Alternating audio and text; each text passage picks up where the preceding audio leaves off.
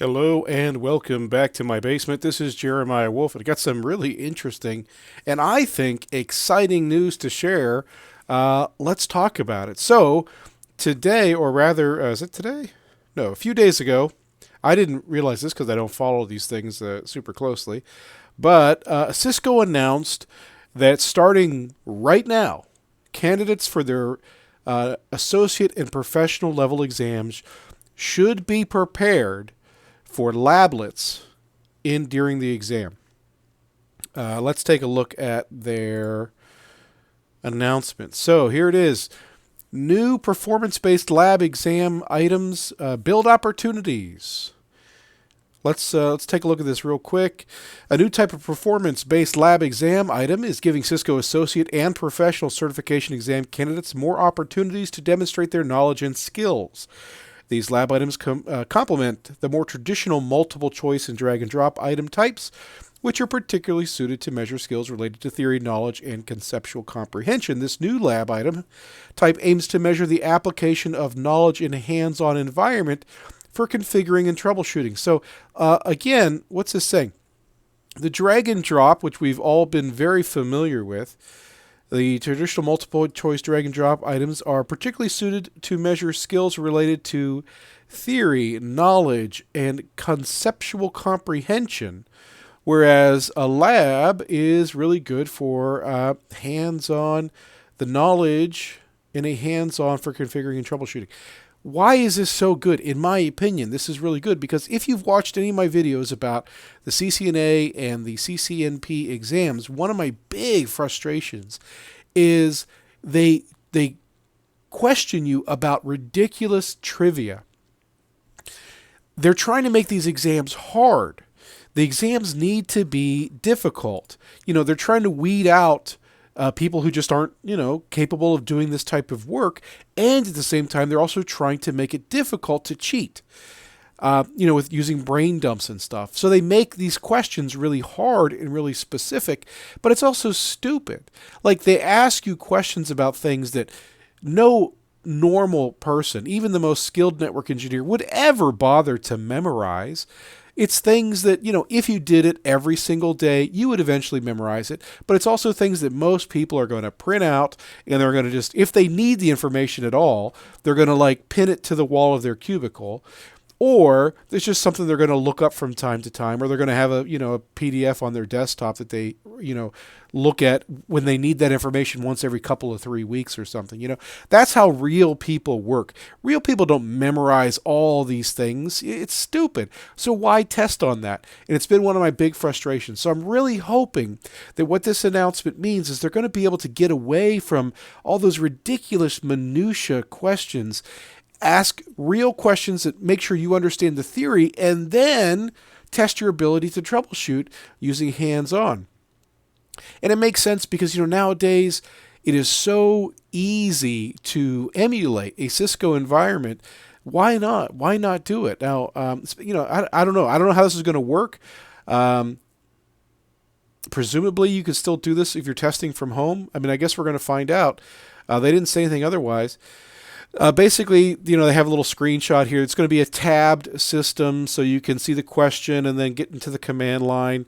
Pretty basic stuff.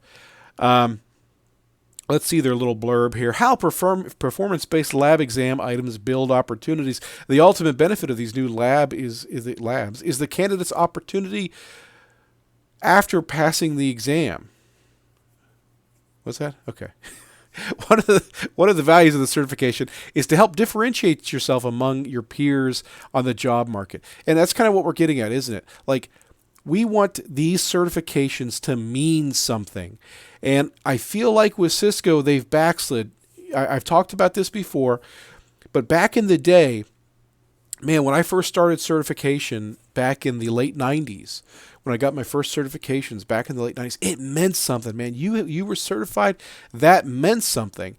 And of course, like anything, we live in a capitalist world. So when there's an opportunity to make money, someone's going to fill that opportunity.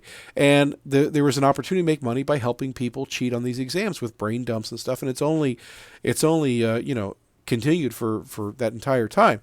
So there's, you can find the answers to the questions. They're out there. Like, all you got to do is look around. You can find the answers, but you can't memorize a lab. You can't memorize a lab, and that's one of those things, man. If there were periods in the past where Cisco had labs on their exams, they were simulations. They kind of sucked because it was a very limited version of, it wasn't iOS. It was a simulation. It wasn't an emulation, which we're running today. It was a simulation. So you had this really pared down experience where you couldn't see all the, help didn't really work. Lots of things didn't work. Things that a real engineer still does. Even real engineers. Like, one of the things I love is when you watch a skilled, experienced Cisco engineer type their commands, you're going to see type question mark, type question mark, question mark, question mark, question mark. Like, they're always doing question marks. Because why memorize this stuff? Why memorize, especially like these really long, detailed commands? Like, if you're, changing the metrics in EIGRP, are there people out there that have memorized the K values and like which order they're in the command? I'm sure there are. I never did. Like, just hit the question mark. There you go. So, stuff like that. Don't memorize things you don't need to memorize. That's like how you. That's actually a way to succeed. You take advantage of the tools that you have. So I'm really happy that they're emulating these things. So again, what are they saying? I can't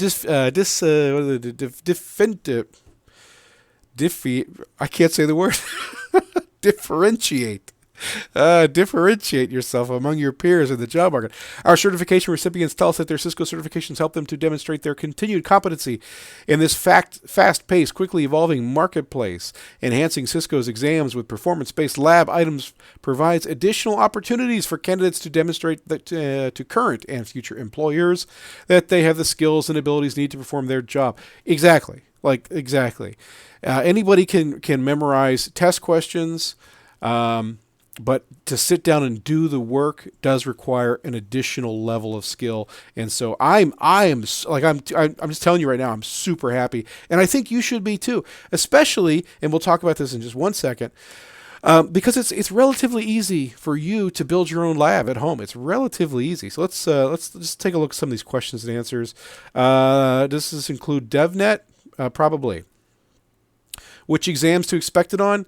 Our advice, so this is what's important from the community manager. Our advice is to continue to use the exam topics and your study prep guide where action-based verbs are used. So when you look at the exam topics, it'll say configure, troubleshoot. When it has those action-based verbs, candidates should be prepared with performance-based question type. So whenever you see a action-based verb, I guess most of them are like describe. Probably is going to be an action-based. Anyway, whatever. You know what they're saying. Usually when it says something like configure or troubleshoot, that's when you're going to see these things. Will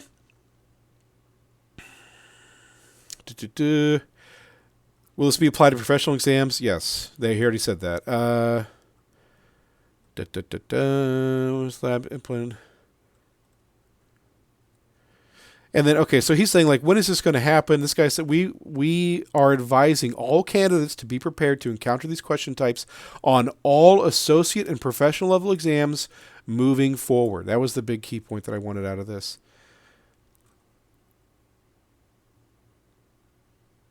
Oh, and so, yeah, so be prepared. Like, moving forward, starting a few days ago, if you take the test, you should be prepared to do a simulation.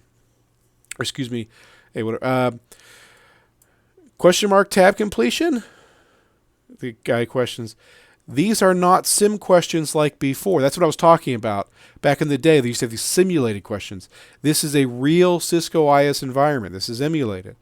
Or, using virtualized Commands can be typed in short and do not need to be expanded with the tab, assuming the tab's short for. So that was one of the other things from the exam that I forgot to mention. Like, so you couldn't do question mark, but then you also couldn't abbreviate. And like, if you're like me, there's a lot of commands that you only know the abbreviated version. Like, you just type out the abbreviated version. You might not even realize that is abbreviated. It's just what you learn to type. So it's coming for all exams, associate and professional. It's starting right now. Be prepared right now. And it is a real Cisco IOS environment. I think this is super cool. So, okay, now you're studying. You're like, dude, what the fuck? How do I prepare for this? Well, you have options. Okay, so here's one really good option. It's a little expensive, so maybe this, but I love this Boson NetSim. It is a simulator, but it's really, really detailed. So you can see it's a little pricey, but these are like real labs. So like they ask you real questions. They walk you through doing real tasks. This is a pretty good value. Boson.com, their NetSim product. Another option you have is Cisco Packet Tracer. This is going to help you. Now, I don't know. I think there is some CLI stuff in Packet Tracer. I've never used it, to be frank. But you can go to Cisco, just Google Cisco Packet Tracer, and it's free. You have to sign up for a couple of their free courses to get access to it, but it's completely free. Download it and try it out. Another option you have is Cisco Modeling Labs. Stop seeing cookies. Pop-up blocker. Again, this is a little expensive. That's $200 a year. Now, this is your career, $200. Is that really that big of a price? I don't know. I know it can be really difficult. I remember back, man, again, when I was a kid in my early 20s, I was married, and my wife and I, we saw the value of these certifications, and we had to sacrifice so that I could buy books and pay for tests. That was a sacrifice. Like, we had to say, we are not going to be able to pay for X this month so that we could, so that Jeremiah can study. And it worked. It completely changed our lives. I think it's worth saving the money and sacrificing to do what you need to do to build your career. That's my opinion. Other people have different opinions. The other thing you have is EvenG. Of course, EvenG. So EvenG, and now this is the tool that I use. It is completely free for the community version. If you want, you can pay for the professional version. It has a few nice features. $126. So actually, it's not that different than Cisco Modeling Labs. It's cheaper, but then you still got to figure out how you're going to get your images. And then that takes me to the last thing. So if you are using EvenG, which is what I would recommend because it's so powerful and it does so much more than Cisco, you're going to need images to do that. And those can be hard to find. But actually, no, that's not what I meant to say. What I meant to say is the exact opposite of that. They're really easy to find. I have even been on, this is not a joke, I've been on Cisco calls where the Cisco, these are head people over at Cisco involved in their training, do a little wink, wink, nudge, nudge, wink, wink, nudge, nudge, because you're all fully licensed, wink, wink, nudge, nudge, like they know that you need to study. And so, don't be stupid about it. Don't put your career in risk by doing dumb things that might get Cisco pissed off at you. But if you want to search for the EvenG images, just Google it. Like right now I sat down. It took me about a minute to Google and find a complete list of, not a complete list, a complete package of images for just about every single network manufacturer that will run on EvenG. Just about everything Cisco, everything Aruba, everything Palo Alto, everything Juniper, massive list, and it's like they were charging $30 or something. So if I were to search for something, just think about terms, EvenG, images, download, share, stuff like that, you'll find it. Okay, so listen, that's kind of what I wanted to say. I think this is really good news. It might change the way you study, but honestly, if you're studying the right way, it's probably not going to change the way you study. You should be prepared to do this kind of stuff anyway. And if anything, I think this is really going to empower the certification even more to make them mean more going forward. So I hope you found this helpful. I'll include the link to the Cisco blog post in the description below. All right, have a good one.